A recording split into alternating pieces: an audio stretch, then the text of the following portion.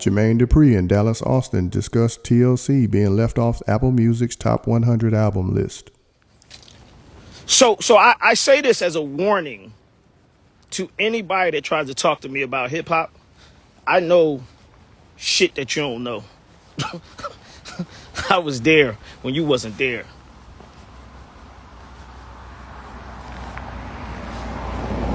There go Dallas house right there. I don't know if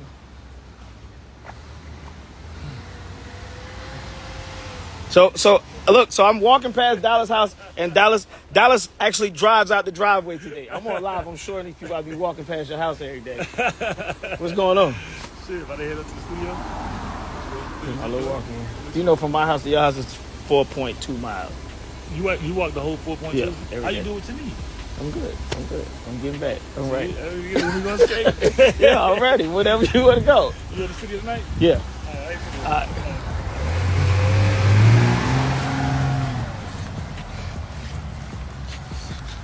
All right, y'all just seen my man Dallas Austin. He lived right there. I told y'all the other day that me walking to Dallas house is I think I said 4.6 or 4.2 miles.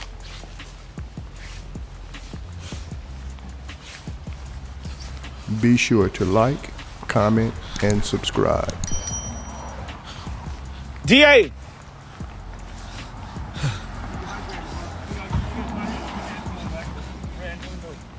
By the way, let me say this. When I started talking about the Apple Music playlist, Dallas chimed in, and then that's when I realized this is Dallas Austin.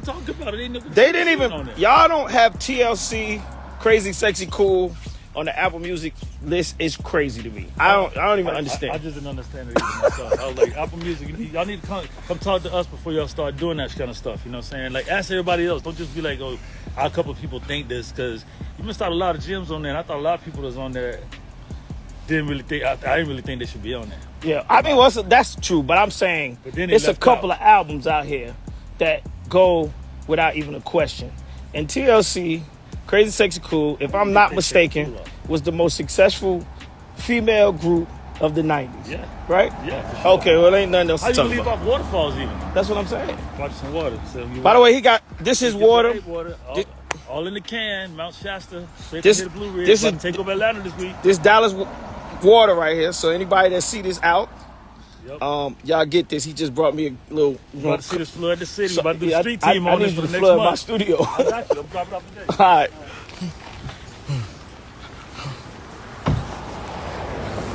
Hey yo, so back to what I was saying. By the way, this is not planned. This is all shit that's happening in my neighborhood as I walk around. That's pretty interesting, yeah. Big Tay, man, what's happening?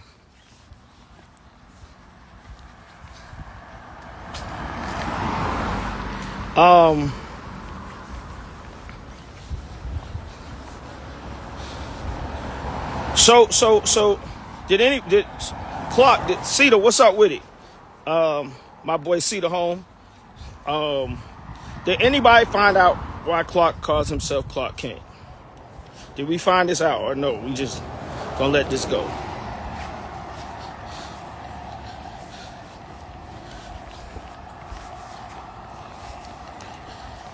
I'm trying to see. Somebody put East ATL in here. Shout out to the East Side, but you know I'm from that South. You know I'm from that South.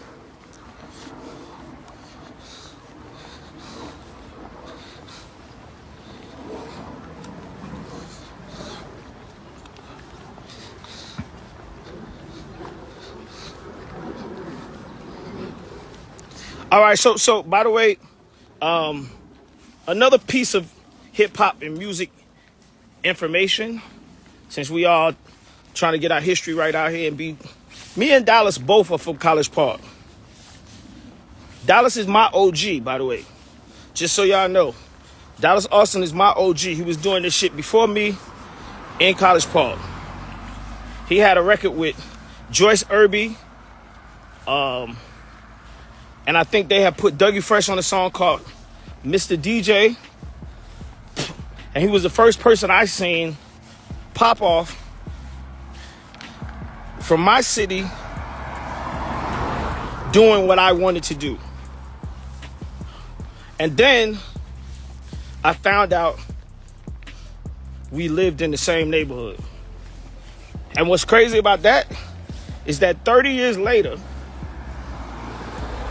we live in the same neighborhood. And we didn't plan this shit.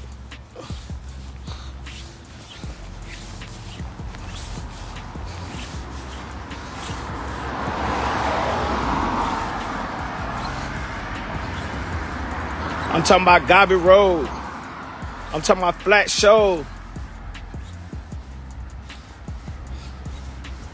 I'm talking about Frozen Paradise.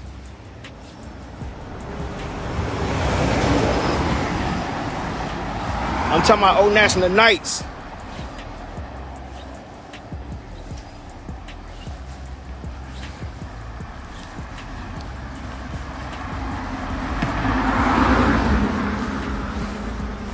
I see a lot of Decatur in here. Glenwood, I see y'all. Shout out to the east side one time. Yeah, that boy DA from Columbus. He from Columbus, Georgia. Anyway, so like I said, I just was like really just trying to let y'all understand how far back my hip hop roots go. And I was surprised to actually see that it was 40 years ago that the Fat Boys put out their first album. And I was actually there for it. I was actually there for that album coming out. I was on tour. And I actually saw all of this. And to see that and understand that I was there, and then to hear some of these conversations is crazy to me because I translate them a lot different than anybody. And that's what I wanted to make sure people understand. When y'all hear me talking, it's coming from the most genuine spot or genuine place that it could ever come from. I am a child of hip hop. And I'm gonna leave y'all with, because I gotta finish my walk, I'm gonna leave y'all with one little bit of information that I'm sure people probably are not even gonna believe.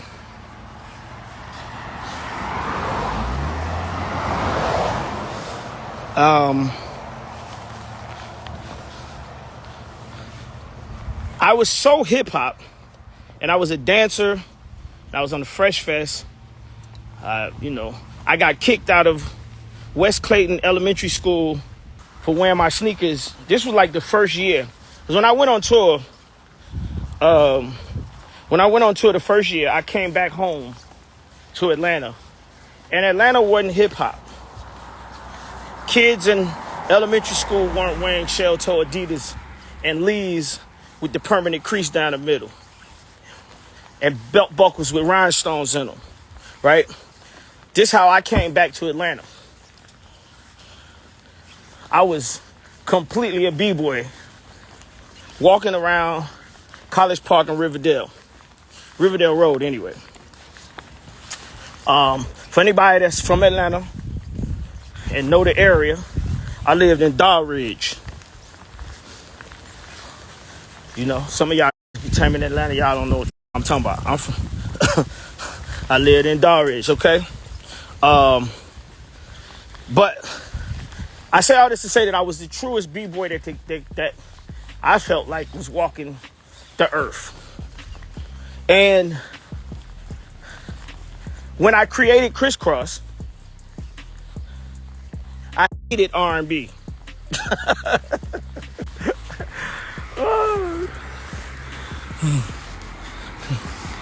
And this is the part of the information I'm saying that I'm sure a lot of y'all don't know. And a lot of people won't believe. Yeah, I hate R&B music as far as like, I thought R&B was just like, it didn't have no swag. It didn't have that same appeal and that same thing that hip hop had. And somebody said, what? Why? It just didn't Now you gotta remember, in this era that I'm talking about, right? We had the Jackson 5, which were incredible. And I didn't dislike certain things about R&B, but I'm saying for the most part, I didn't never see myself making R&B music the way I ended up making R&B music.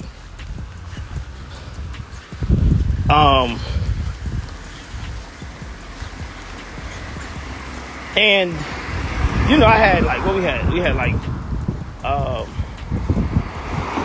we just had more softer R&B music out, and the guys that was doing R&B at the time, they didn't seem like they represented what I looked like or what I wanted to look like, right? And I'm talking about in '83. I'm talking about me as a young lad. I'm not talking about and like I said, this is before I'm a teenager. So in my younger days, I wasn't an R&B guy. And it didn't, you know, Teddy Riley. By the way, this is before Teddy Riley too. The Fresh Fest. This is before Teddy Riley. This is before who else can be? Wait, this is before New Edition, a little bit before New Edition.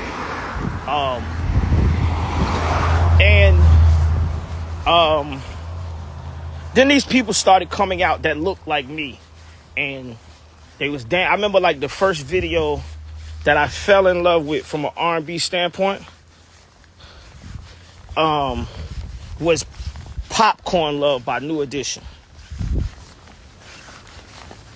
That video to me was the greatest video I had ever seen ever, because it was these little niggas from Boston.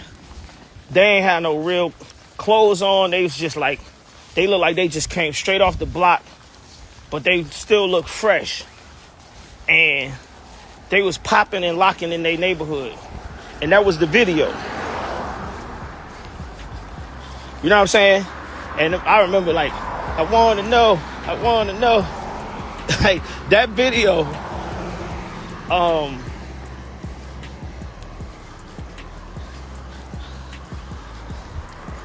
that video made me be like, oh, okay, I with this, right? And oddly enough, somewhere in me starting to like that, DJ Nasty, what's up? Somewhere in me starting to like that, I start singing these songs and singing along with these songs. And somewhere down that road, I started believing that I could sing. And I started writing songs that I feel like sounded like New Edition, or I was trying to be in that group, or whatever it is. But I say all that to say that my love for R&B was never what it is now, and where I see R&B, where I saw R&B going. Even like, and I'm gonna tell y'all the thing that actually broke the camel's back, because I still had this same attitude about R&B after Escape's album. Now, if y'all remember, Escape's first album, I'm on there, they first single, I'm saying, this is for the niggas, strictly for the niggas. This is for the niggas, the real niggas. Like, I'm hip-hopping they shit all the way out. Right? I remember when I did that, somebody was like, yo, JD, why you doing that in an R&B song? And I'm like, I feel like this is what R&B missing. This is what R&B needs. And I remember every day that I go to the studio, I remember this what I'm about to tell y'all. Candy brought Jagged Edge to my house. So yes, if anybody don't know, Candy from Escape is responsible for Jagged Edge signing to So Def. Candy brought Jagged Edge to my house, and they sang for me. And the whole time that I was watching them sing, The whole time I was watching them sing, all I was thinking about was how I was gonna put their vocals over a beat, right? Now, like I said, you gotta remember, I'm super hip hop, so all I was listening to was like mixtapes from New York, doo-wop. I don't know all the DJ names that I heard, but I think that Kid Capri actually was one of these mixtapes where I heard R&B music being sung over beats and break beats. So I thought, okay, this is gonna be my R&B right here. So like with Escape first album, I put them singing a gospel song over to, I think I'm paused again. I don't know where I got cut off at. What I was saying is, so when I did Escape, Ron G, exactly. Ron G, I think Ron G tape, yeah, definitely. So I was speaking about these tapes. I know the video stopped, but I'm tired as hell. Let me get my breath.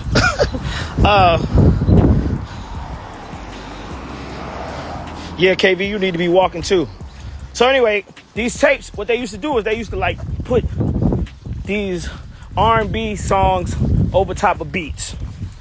And one of them that I remember was that Stephanie Mills. And I think that was a Kid Capri mix right there, right? Something about the way you make me feel. That was a Kid Capri mix. And then I heard somebody put New Edition over top of a beat. And I was like, oh my God, this is it. And it was that Reach Out and Touch. It's the love that I have here. That song. Anybody remember what I'm talking about? Or do anybody know what I'm talking about? I'm just telling y'all, I'm just giving y'all the origin of how I got to creating R&B music. So that Reach Out and Touch, I played that shit like Biggie say in Juicy. I played that shit to the tape pop. And then I tried to tape the little tape back together and put it back in the box so I could hear it again. Because you got to think, I'm from Atlanta, so when I used to go to New York, the first thing that I used to do was turn on the radio and record what was happening on 96, Kiss 98.7 and WBLS. I think that's right? I'm gonna sit down and finish this story. So I y'all gotta understand, I'm walking in a sauna suit, so it's a lot hotter than it actually is outside. So anyway, I'm gonna take it back to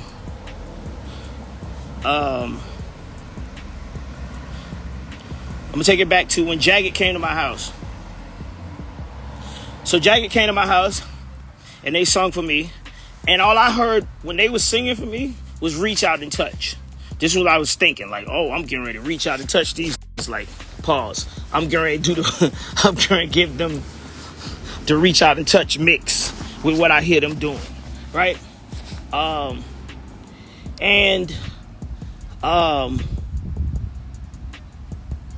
next week we got in the studio. I signed them on the spot. I'm like, yeah, I'm with y'all. I signed them on the spot, and I thought, honestly, I was getting ready to duplicate Escape with Jagged Edge. And I remember, like I said, every time I go to my studio and make new R&B music, I walked in the studio, I went behind the turntables, and I pulled up a beat. And I remember Brian, it might have been, the twins at the time, which one of it was. But they came in the studio and I was like, I want y'all to sing over this beat. And they was like, what? And I said,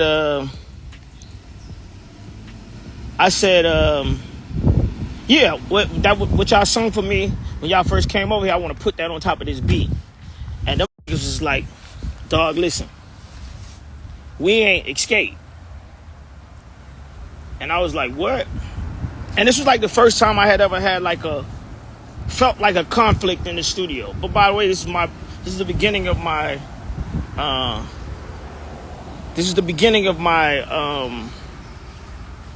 journey into R&B, right? So I said, I'm like, what? I'm like, y'all don't, this shit gonna be crazy. You don't even understand what I'm talking about. They was like, no, you don't understand what we trying to do. We make R&B music.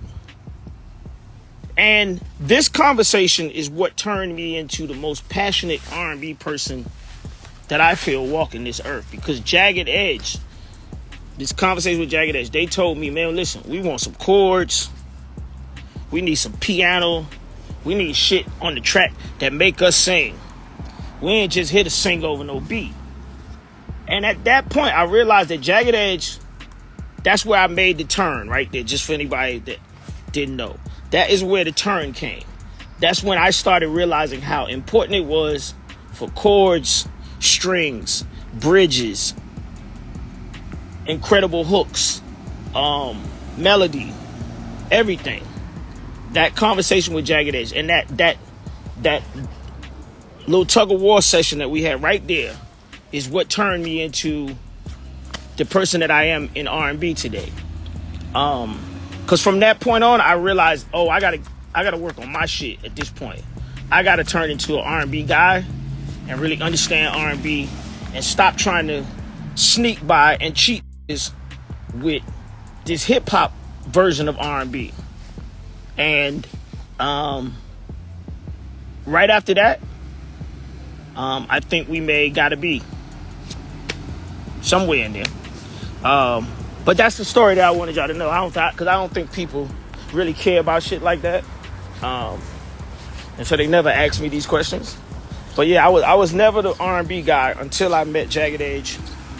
And Jagged Edge turned me into a true lover of R&B and a true person that understands how you make R&B records and what motivates other artists when they get in the studio. See, and one of the things that I don't think people even understand now is that these younger producers out here, when y'all just be sending loops to producers, sometimes it ain't enough music for the artists to actually write their best. It ain't enough music. It ain't enough things in the sounds in the music for them to actually come up with the best songs possible. And that's what I learned from Jagged Edge. I learned that what I was trying to get them to do, it wasn't even motivating them to write nothing. It made them feel like they was getting ready to do something that they weren't supposed to be doing. And that then made me step my game up. So, like I said, before I get off, I just wanted to tell y'all that story. That is what it is. I'm back to finish my 4 miles. I'll holler at y'all later.